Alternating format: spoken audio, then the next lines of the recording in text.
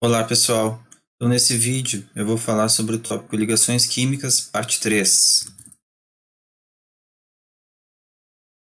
Bom, então as estruturas de ressonância são estruturas equivalentes de uma molécula, nas quais as posições dos átomos diferem, mas a colocação dos elétrons é diferente. Então até agora nós montamos as estruturas de Lewis para os compostos, mas montamos apenas uma estrutura de Lewis. Existem alguns compostos em que é possível montar diferentes estruturas de Lewis para o mesmo composto. Então, no caso do íon nitrato, nós temos aqui a estrutura de Lewis, onde nós podemos fazer o movimento dos elétrons, ou seja, os átomos eles permanecem nas mesmas posições, mas os elétrons eles podem se movimentar na molécula. Então, por exemplo, um par de elétrons não ligante do oxigênio ele passa a ser uma ligação dupla, e um par de elétrons ligante, que no caso da ligação dupla, passa a ser um par de elétrons não ligante. Então é o que acontece aqui nessa segunda estrutura, né? Da mesma forma, isso pode acontecer para o outro par de elétrons, aqui do átomo de oxigênio à esquerda, onde ele passa a ser uma ligação dupla, né? Um par de elétrons ligante. E a ligação dupla aqui agora ela passa, esse par de elétrons ele passa a ser um par de elétrons não ligante. Então aqui nós temos três estruturas de Lewis equivalentes. Né? O que quer dizer isso? Que qualquer uma das estruturas representa, então, a molécula do íon nitrato. Então, as três estruturas de Lewis equivalentes possuem comprimentos iguais de ligação. Então, essa é uma outra característica para estruturas de ressonância. Né? Como eu tenho essa movimentação de elétrons, eu tenho um comprimento de ligação igual, uma vez que uma ligação dupla ela pode estar em qualquer uma das ligações. Um exemplo de ressonância bem tradicional é da molécula de benzeno. Então aqui nós temos a estrutura do benzeno, onde ele tem um anel aqui no centro. Né? Esse anel ele representa justamente esta ressonância. Então, o que é a ressonância? O benzeno ele é um composto que possui ligações entre átomos de carbono e também com insaturações na molécula. Né? Então, essas insaturações elas podem se movimentar, ou seja, os pares de elétrons presentes na insaturação, ele se movimenta estando em outras posições neste caso. Então, aqui, estas setas, elas representam essa movimentação das insaturações, representando uma outra estrutura de ressonância. Né? Então, esse é o exemplo da ressonância do benzeno. Agora eu vou fazer um exercício mostrando para vocês como que nós podemos montar as estruturas de ressonância.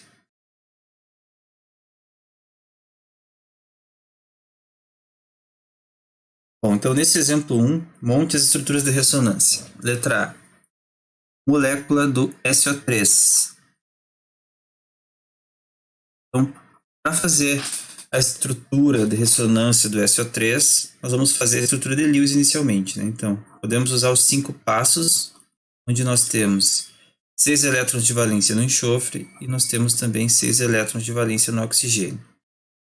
Então, montamos a estrutura, desenhando então enxofre como átomo central, ligado a um átomo de oxigênio e os dois outros átomos de oxigênio com ligações simples. Então, nós vamos inserir então os elétrons para completar os octetos dos átomos periféricos. Depois nós vamos somar então aqui os elétrons de valência. Então, quais são os elétrons de valência que eu preciso ter na molécula? Eu preciso ter 6 mais 3 vezes 6, que é igual a 18 com 6, 24. Então, eu tenho 6, 12, 18 com 6, 24. Então, eu tenho os 24 elétrons, no entanto, o enxofre ele não está fazendo ligações para completar o seu octeto. Então, eu vou colocar aqui uma dupla ligação e vou eliminar esse par de elétrons aqui. Agora eu tenho um híbrido, uma estrutura de ressonância. Né? Nós também chamamos de híbrido de ressonância. Né? Ou seja, estrutura é uma estrutura e todas as outras estruturas contribuem para o híbrido de ressonância. Bom, existe outra estrutura de ressonância para o SO3? Existe. Né? Então, se eu fizer a movimentação destes elétrons aqui, Dessa forma, eu vou representar também, né, essas estruturas com uma flecha que vai e uma flecha que vem. Então, eu vou ter o enxofre agora ligado com uma ligação simples ao oxigênio. Aqui eu vou manter, porque eu não alterei nada aqui com relação a este átomo, mas esse átomo aqui à direita, ele passa a ter uma ligação dupla. Então, eu tenho agora 2 pares de elétrons apenas não ligantes. Posso fazer uma outra estrutura de ressonância diferente? Posso. Posso voltar aqui a minha ligação dupla e inserir aqui uma ligação dupla no átomo de oxigênio à esquerda, né? Então, desenhando a minha outra estrutura de ressonância, eu tenho enxofre, uma ligação simples ao átomo de oxigênio de cima, ligação dupla com o átomo de oxigênio à esquerda, ligação simples com o átomo de oxigênio à direita. Então, essas são as 3 estruturas de ressonância possíveis que nós temos no SO3. Então, na letra B, quem possui maior comprimento de ligação, SO3 ou SO3 2-, que é um íon. Então, nós temos aqui o SO3 2-, então fazendo a estrutura de Lewis. O enxofre tem 6 elétrons, o oxigênio tem 6 elétrons. Então, o número de elétrons de valência da molécula é 6 mais 3 vezes 6 mais 2, considerando a carga. O número de elétrons de valência é igual a 18 com 6, 24 com 2, 26. Então, desenhando a estrutura de Lewis, nós temos o enxofre ligado com oxigênio. Completo, então, os elétrons de valência do oxigênio. Vou contar, então, eu tenho 6, 12, 18 com 6, 24. Então, se eu tenho uma sobra de elétrons, vou colocar no átomo central. Então, esse é o meu íon. Eu vou representar dessa forma, entre colchetes. Então, aqui, vou fazer ressonância? Não vou fazer ressonância, porque senão eu não tenho mais o meu octeto de elétrons, né? Então, é possível fazer uma estrutura de ressonância. Qual é a pergunta? Quem possui maior comprimento de ligação? Então, lembrem que quando eu tenho um maior número de elétrons compartilhados na ligação, eu tenho uma ligação inferior. Então, a ligação SO do SO3, ela é inferior à ligação SO do SO3 2-. Então, aqui eu tenho apenas ligações simples e aqui eu tenho ligações duplas em ressonância.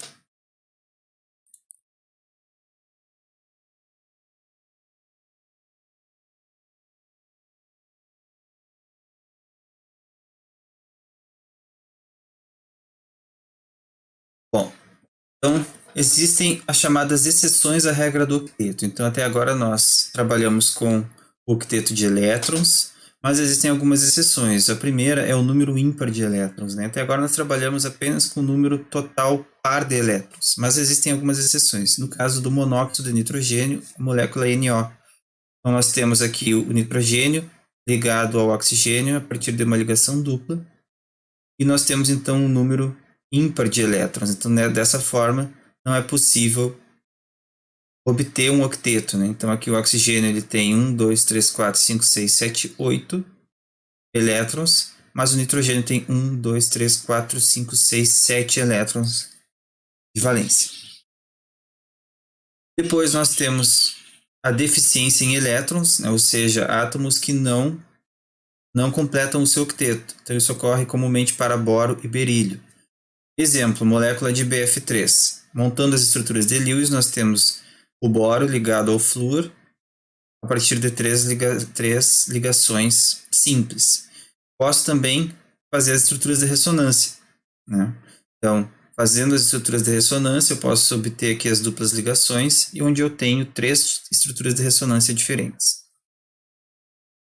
Quando nós montamos estruturas de Lewis, que são estruturas de ressonância, às vezes é possível obter a estrutura ou determinar qual é a estrutura que mais contribui com o híbrido de ressonância. O que seria isso? É aquela estrutura que tem algumas características que representa a estrutura mais estável.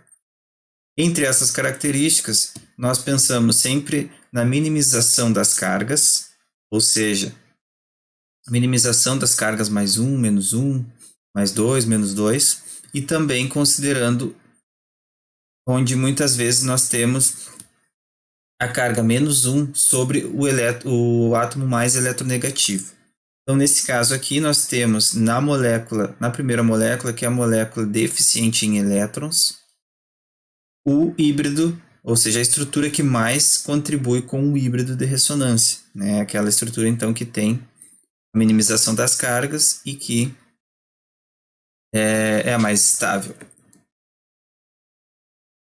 Também temos a expansão do octeto, que são aqueles átomos que têm, então, maior número de elétrons, né? Exemplo, o PCl5. Então, isso ocorre para elementos do terceiro período.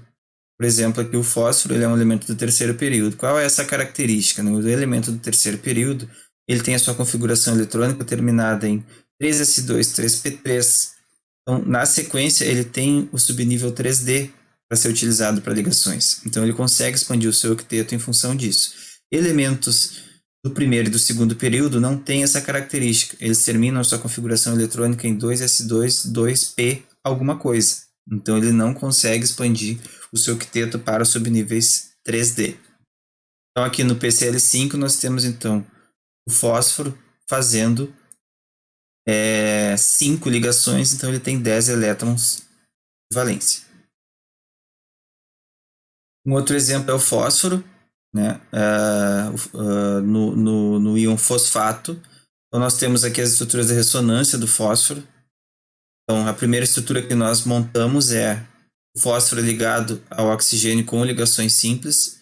O fósforo ele pode também estar ligado aos seus átomos de oxigênio por ligações duplas. Então, nós temos aqui as possibilidades de ressonância, considerando que o fósforo expande o seu octeto. E aí nós temos outras 3 possibilidades de estruturas de ressonância com as ligações duplas as outras ligações entre fósforo e oxigênio, né? Então, nós temos aqui diferentes estruturas de ressonância e aquelas estruturas em que nós temos uma minimização das cargas aqui, né? Nós temos essas estruturas aqui onde o fósforo expande o seu octeto. Bom, falamos então sobre vários assuntos sobre ligação química, né? Montamos as estruturas de Lewis, falamos sobre carga formal, sobre estruturas de ressonância e agora então nós podemos falar sobre geometria molecular. Até agora nós montamos as estruturas de Lewis considerando que uma molécula ela está sendo desenhada no plano, né? Nós não estamos considerando o ângulo de ligação e a forma espacial dessas moléculas. Então, quando a gente fala em geometria, nós vamos considerar que as moléculas elas podem ter uma geometria, por exemplo, de um tetraedro, né? Então, aqui nesta representação, nós temos, por exemplo, a representação do CCl4, tetracloreto de carbono, mas disposto no espaço, né? Ou seja, na forma de um tetraedro. Por que de um tetraedro? Porque eu tenho um átomo de carbono que está ligado a átomos de cloro, e esses átomos de cloro eles estão dispostos dessa forma, né? Formando uma base aqui triangular e formando um tetraedro, então, nos vértices dessa molécula. Essa é a forma que nós representamos, então, a geometria, né? A geometria da molécula, nesse caso, uma geometria tetraédrica. Nós temos os comprimentos de ligação, aqui de 1,78 angstroms, e também o ângulo de ligação que ocorre em cada geometria, nesse caso 109,5 graus. Esse é um modelo chamado de bola e palito. Nós também temos outros modelos que vocês vão encontrar na literatura, como o modelo de preenchimento de espaço, que é esse modelo aqui que representa, então, os átomos de acordo com os seus tamanhos. Alguns exemplos, então, de geometria molecular. Então, as possíveis formas espaciais de moléculas. ABN depende do valor de N. O que seria isso? Né? Geometrias, então, que tem um átomo ligado a outro átomo, e aqui nós temos, então, N, que seria o número de átomos ligados ao átomo central. Então, quando nós temos aqui, por exemplo, o formato AB2, nós podemos ter geometrias lineares, neste caso, ou geometrias angulares. Quando nós temos o AB3, nós podemos ter a geometria trigonal plana, nós podemos ter a geometria piramidal trigonal ou apenas piramidal, e a geometria em forma de T também. Então, no lado direito aqui, nós temos figuras mostrando, então, essas geometrias com seus ângulos. Então, a geometria linear, ela possui 180 graus com relação às suas ligações. A geometria trigonal plana, ela é como se fosse um triângulo no plano, né? Então, nós temos 120 graus entre as ligações. A tetraédrica, como eu já tinha falado, é 109,5 graus. Nós temos outras geometrias, que são geometrias utilizadas para octetos expandidos. Então, nós temos a bipiramidal trigonal, com 90 graus aqui, né, entre esses elementos, e também 120 graus. E nós temos também a octaédrica, 90 e 90 graus. Bom, então, para falar sobre geometria, é importante falar sobre o modelo RPENV. Esse modelo é o modelo de repulsão do par eletrônico de valência. Esse modelo explica como que nós podemos estimar as geometrias. Então, aqui nós temos um exemplo da molécula de amônia, onde nós temos a representação, né, dessa geometria, onde o nitrogênio está ligado a um átomo de hidrogênio no plano. Nós temos um outro átomo de hidrogênio saindo do plano e um outro átomo de hidrogênio ligado ao nitrogênio entrando no plano. E nós temos aqui um par de elétrons não ligante, e ele tem um efeito de repulsão sobre os átomos de hidrogênio, formando essa geometria, né? Então, nós vamos considerar também como nomenclatura, a partir de agora, os chamados domínios. O que são os domínios? Aqui, por exemplo, na molécula de SO2, eu tenho um domínio não ligante, que é um átomo um par de elétrons. Eu estou falando aqui do átomo de enxofre central. Eu tenho um domínio ligante, que é uma ligação simples, e eu tenho um domínio também ligante, que é uma ligação dupla. Então, se eu tenho pares de elétrons ligantes, sejam eles ligações simples, duplas ou triplas, eu tenho um domínio para cada ligação. E se eu tenho também um par de elétrons, eu também tenho um domínio. Então, o número de domínios, eles vão nos auxiliar a enxergar, a conseguir determinar qual é o tipo de geometria da molécula. Então, é interessante essa analogia aqui dos balões para entender a geometria. Então, se eu uno dois balões dessa forma, né, esses balões eles vão se comportar formando um arranjo linear, né?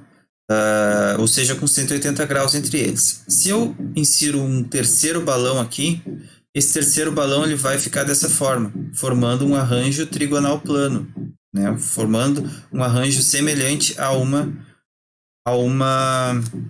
geometria trigonal plana. E se eu insiro um quarto balão aqui, eu formo um arranjo tetraédrico. Então, por que acontecem então esses arranjos, né? Por que eles são formados? Por causa da repulsão, por causa do espaço também que esses balões eles ocupam. E então essas geometrias elas ocorrem, né? Enfim, essa analogia ela é interessante porque isso é basicamente o que ocorre com os átomos, né? Com as moléculas formando então as geometrias específicas a partir das repulsões e a partir do preenchimento dos espaços nas ligações. Então, como saber a geometria? Inicialmente nós vamos desenhar a estrutura.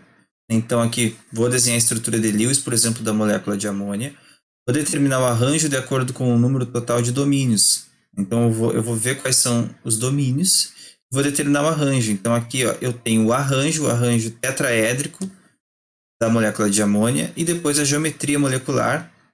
Vou determinar, né, conhecendo todas as possibilidades com relação ao número de domínios que eu posso ter. Então, o número de domínios aqui nessa tabela, essa tabela foi retirada do Brown e representa então o número de domínios e os tipos de geometrias que nós podemos ter. Então, se eu tenho 2 domínios de elétrons, eu posso ter apenas uma geometria linear.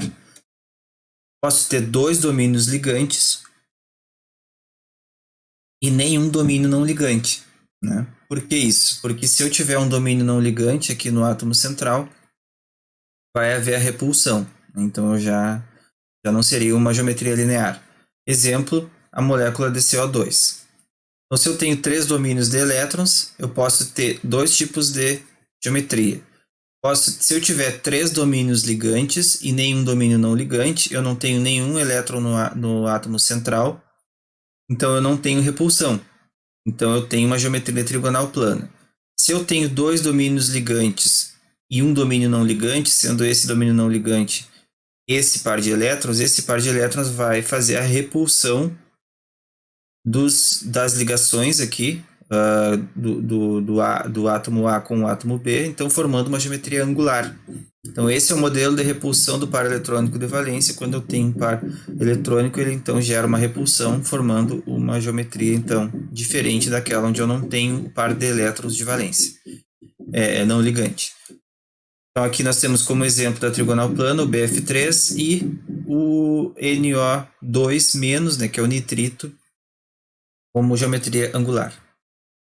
Quando eu tenho 4 domínios de elétrons, eu posso ter 3 tipos de geometrias. Então, vou pensar aqui no meu arranjo, né, no meu arranjo tetraédrico. E se eu tenho 4 domínios ligantes, eu posso ter, e nenhum domínio não ligante, eu posso ter uma geometria tetraédrica, que é o caso do metano, né, ou do CCl4 que eu mostrei anteriormente. Se eu tenho 3 domínios ligantes e um não ligante, eu posso ter uma geometria piramidal trigonal, ou pirâmide trigonal, ou piramidal apenas, que é o exemplo da amônia que eu mostrei antes. Eu tenho 4 domínios, né, mas eu tenho um domínio não ligante que faz a repulsão do par eletrônico, formando uma pirâmide. E eu posso ter também 2 domínios ligantes e 2 domínios não ligantes, formando então uma geometria angular, né? Geometria angular que nós já vimos antes, mas nós vimos para apenas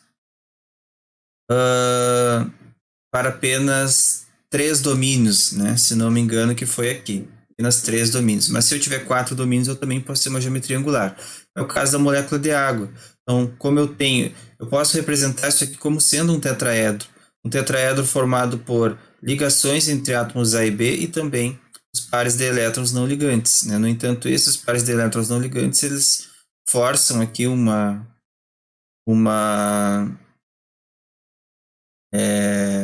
movimento, né, a repulsão dessas ligações, formando então uma geometria angular.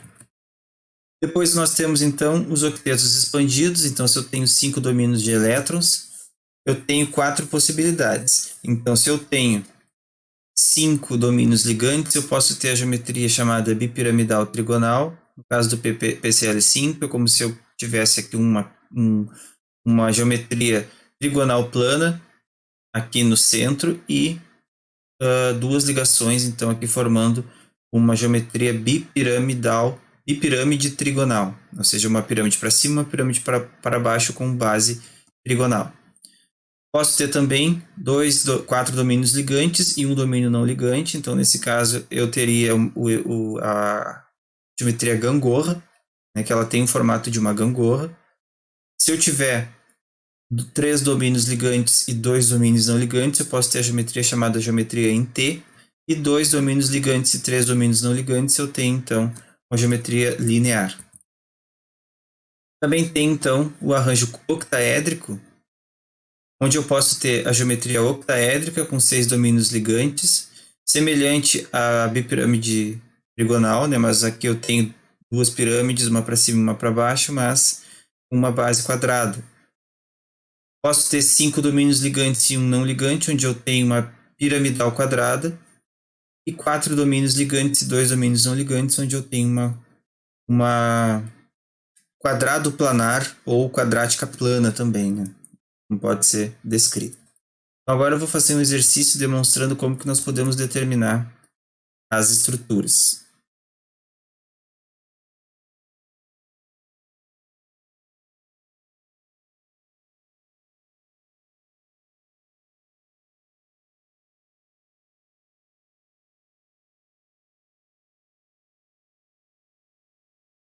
Então, no exemplo 3, eu vou fazer para vocês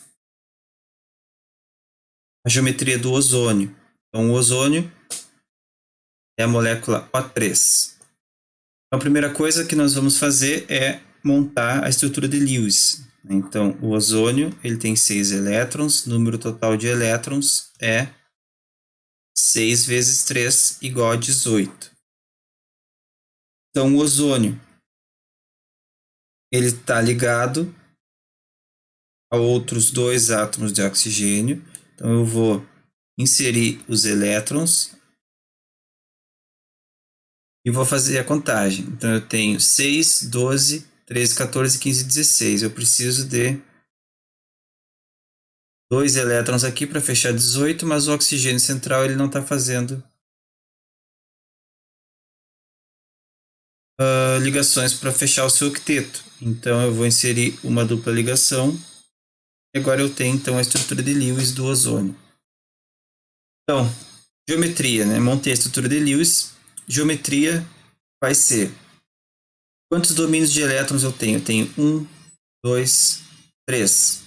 Então, 3 elétrons, eu tenho 2 domínios ligantes e um domínio não ligante. Então, eu posso ter uma geometria angular. Né? Então, eu posso representar dessa forma. Essa aqui é a estrutura de Lewis. Então, se eu for representar como, como geometria, né, eu também posso representar dessa forma. Ou seja, o oxigênio, um par de elétrons aqui, ligado ao oxigênio, dupla ligação com o oxigênio. Então, o ozônio ele faz ressonância também, né? Então eu também posso representar a ressonância aqui e qualquer uma das estruturas de ressonância também pode ser utilizada para geometria. Então essa é uma geometria angular. Depois na letra B nós temos o SnCl3-. Né? Então nós temos aqui o estanho tem 4 elétrons de valência e o cloro tem 7 elétrons de valência. O número total de elétrons é 4 mais 3 vezes 7 mais 1 da carga negativa. Então, o número total de elétrons vai ser 21 com 4, 25 com 1, 26. Vou desenhar a estrutura de Lewis, então eu tenho estanho ligado a cloro. Vou completar